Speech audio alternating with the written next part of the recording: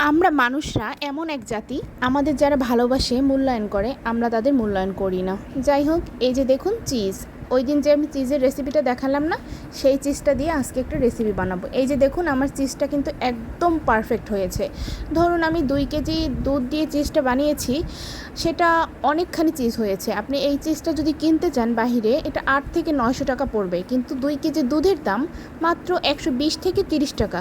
তো এটা কিন্তু অনেক উপকারী, আর বাহিরের থেকে বাসায় বানানো স্বাস্থ্যকরও হয়, আর অনেক বেশি ইয়ামি হয়েছে। আপনারা দেখতেই পাবেন যে আমার চিজটা কতটা পারফেক্ট হয়েছে। তো আজকে আমি চিজ পাস্তার জন্য রেসিপিটা দেখাতে এসেছি, আর এই রেসিপিটা সম্পূর্ণটাই আমার নিজের। আমি কোনো রেস্টুরেন্টের মতো করে দেখাইনি। এটা আমি প্রথমে মশলা দিয়ে আমি কিছু চিকেন ছোট ছোট করে কেটে নিয়েছিলাম। তো আমি একদম ঘরোয়া উপকরণ যা ছিল সেটা দিয়ে আমি আজকে চিজ পাস্তা বানাবো। আপনারা জাস্ট দেখুন, আর এটা কিন্তু অনেক বেশি ইয়ামি ছিল, একদম সত্যি কথা। আমি প্রথমে চিকেনটাকে ভালোভাবে কষিয়ে সিদ্ধ করে নিচ্ছিলাম। এরপরে আমি কিছু চিলি সস, নানান ধরনের যেই সসগুলো থাকে আর কি, সব কিছু দিয়ে তারপরে এই যে আমি দেখুন পাস্তাগুলো দিয়ে দিয়েছি। আর এই যে দেখছেন একটা সাদা সস, এটা কিন্তু আমি বাসায় বানিয়ে নিয়েছি। এটা যদি আপনারা দেখতে চান তাহলে আরেকটা ভিডিওতে আমি দেখিয়ে দেবো। এইটাই কিন্তু আসল মজা। আর আমার চিজ তো আছেই, সেটা আমি শেষে দেবো। আর এটার মধ্যে আমি কিছু চিজ দিয়েছি। তো এটা আমি একটা সস বানিয়েছিলাম, সেটাই এখন আমি পাস্তার মধ্যে দিয়ে দিচ্ছি।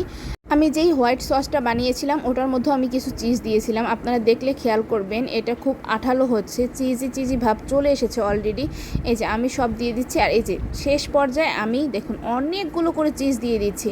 আর আপনারা দেখবেন একদম ওই দেখুন টান টান দেখা যাচ্ছে, একদম চিজগুলো অনেক বেশি ভালো হয়েছে ভাই, একদম অনেক বেশি। আমি সত্যি অবাক যে আমারটা এত পারফেক্টভাবে হবে। আর দেখুন কতটা ক্রিমি ভাব হয়েছে।